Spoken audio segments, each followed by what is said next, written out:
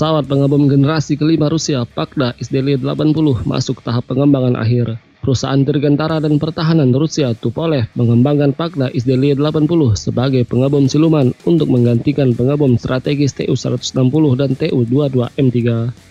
Dikutip dari laman Bulgarian Military, bocoran ini diungkapkan oleh Sekretaris Persenjataan Inggris James Heappey yang mengatakan SDL-80 sebagai pesawat pengebom siluman generasi baru Angkatan Udara Rusia.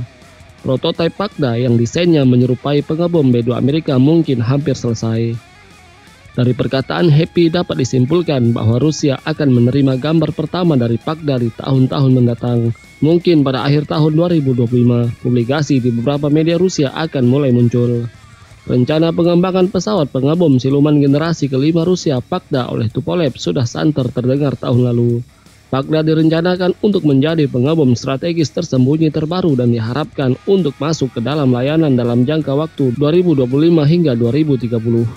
Tupolev Pagda atau SDL-80 dengan nama kode Poslanik adalah pengebom strategis siluman generasi berikutnya yang dikembangkan oleh Tupolev untuk cabang penerbangan jarak jauh Angkatan Udara Rusia. Pagda singkatan dari Prospective Aviation Complex for Long Range Aviation. Gagasan Rusia membangun pengebom Pagda adalah untuk memperpanjang jarak terbang dan daya tahan, bukan kecepatan. Pengebom masa depan akan mampu mengurangi deteksi radar untuk menggantikan pengebom strategis Tu-160 dan Tu-22M3. Dalam lamannya, Bulgarian Military mengatakan Insinyur Tupolev berjanji untuk merakit model penerbangan pertama pada tahun 2023, tetapi tenggat waktu diundur beberapa kali hampir setiap tahun. Namun ada harapan Pagda akan terbang sebelum tahun 2025.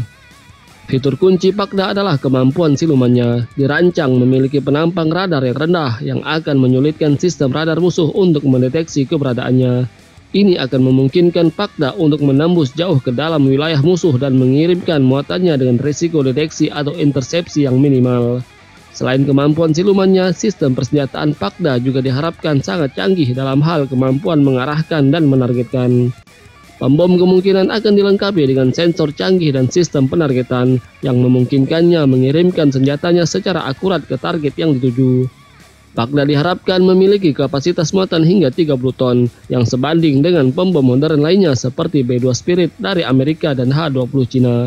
Namun kapasitas muatan pasti Pagda masih dirahasiakan dan dapat bervariasi tergantung pada kebutuhan misi.